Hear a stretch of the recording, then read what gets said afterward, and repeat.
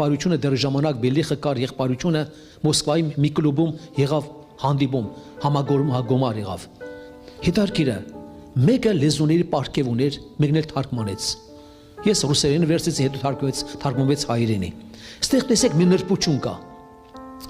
այսպեսի խոսք եղավ Տիրոջ կողմից որպես հայտություն լեզուների պարգև միջոցով ժամանակը մոտ է ես ուզում եմ որ ժողովուրդը սրբանա ես կանցնեմ ժողովրդի միջով եւ կլեցնեմ զորությունով ես կտամ ճշմարիտ զորություն ինչ է գրված ինչ է խոսք ասում ճշմարիտ զորություն եւ կա սուտը եւ կա կեղծը կա գիտեք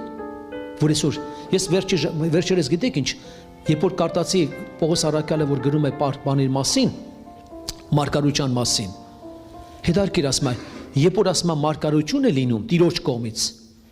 ժողովի ժամանակ կարող են մտնել տգետները միջ անգամ եւ ինչերը ով իշում անհավատները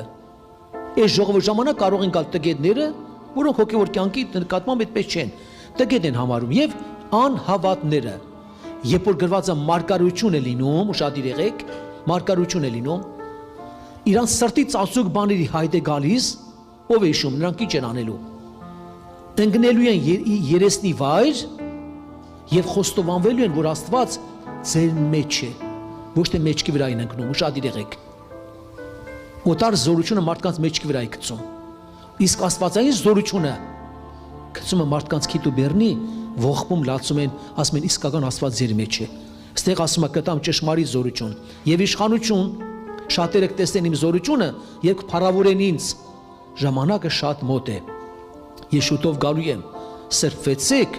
եւ սրբացեք ժողովուրդը սրբվեցեք նշանակում է դա եղբայրությանը վերաբերում եւ սրբացեք ժողովուրդը այո կա ճշմարիտ զորությունը կա կեղծը կեղծն կա